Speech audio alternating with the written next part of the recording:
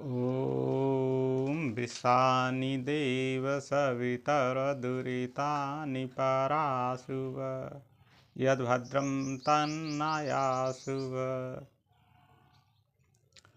आज आपको बताने जा रहा हूँ, कुछ व्यक्ति ऐसे होते हैं जो अपनी ही जिद रखते हैं, दूसरों की बात नहीं सुनते और दूसरों की हंसी उड़ाते रहते हैं। ऐसे व्यक्तियों के बारे में बताने जा रहे हैं कि वो कितना बड़ा पाप कर रहे हैं।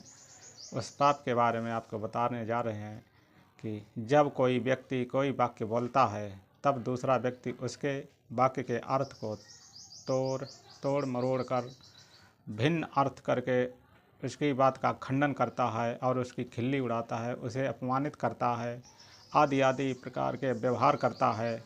न्याय दर्शन की भाषा में इसे छल कहते हैं। छल करना अच्छी बात नहीं है, बुरी बात है, परंतु यह बात छल करने वाले व्यक्ति को समझ में नहीं आती। वह स्वयं को बहुत बुद्धिमान और होशियार समझता है और सिद्ध करना चाहता है और दूसरे व्यक्ति को मूर्ख, कमज़ोर, अनाड़ी सिद्ध करना चाहता है। ऐसा करना अनुचित है। छल करने वाले को यह बात तब समझ में आती है जब कोई दूसरा व्यक्ति उसके वाक्य को भिन्न अर्थ करके उसके साथ छल करता है, तब उसे समझ में आता है कि ऐसा करना अनुचित है। अतः किसी के साथ भी छल नहीं करना चाहिए। सबके वाक्य को ध्यान से सुनकर वक्ता का अभिप्राय ठीक ठीक समझकर फिर उत्तर में जो उचित हो वही कहना चाहिए। इससे पुण्य मिलता है और सबका सुख बढ़ता है। परंतु छल करने से हानि होती है। भले ही दूसरा व्यक्ति कमज़ोर हो, यदि आपने उसके वाक्य का भिन्न अर्थ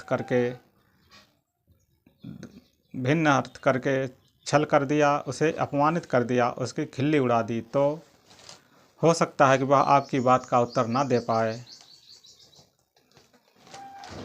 परंतु आप सदा यह याद रखें कि ईश्वर जरूर इस घटना को देखता है और समय आने पर ईश्वर छल करने वाले व्यक्ति को भयंकर रूप से दंडित करेगा, पूरा हिसाब करेगा, बिल्कुल नहीं छोड़ेगा और उसे भयंकर रूप से दंडित करेगा। इसलिए ईश्वर के दंड से बचें, सभ्यतापूर्वक, बुद्धिमत्तापूर्वक व्यवहार करें, अच्छी भाषा बोलें, दूसरों का सम्मान करें, तभी आपका और सबका सुख बढ़ेगा। तो इसलिए सबसे प्रेम पूर्वक बोलें।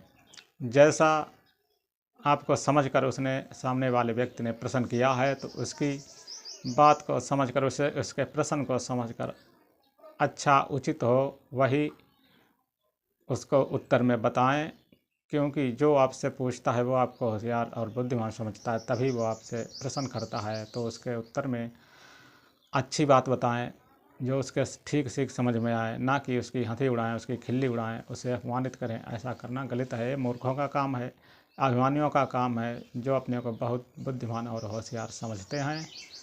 ये उनका काम है। वो ये नहीं जानते कि न्याय दर्शन में ऐसा करना पाप है। और वाणी द्वारा पाप जब मनुष्य शुरू करता है तो उसे पता ही नहीं चलता कि कितने पाप एक दिन में हमने कर दिए हैं और कितनी बातें बोलते हैं दिन भर में, तो पूरे दिन भर में कितने पाप होते हैं। इसलिए सज्जन पुरुष और बुद्धिमान पुरुष, विद्वान पुरुष, ऋषि तो कम बोलते हैं, जितना बोलते हैं उतना अच्छा बोलते हैं। इसीलिए अधिकतर मौन रहना अच्छी बात है, अधिक बोलना गलत बात है, बुरी बात है। इति ओम सम।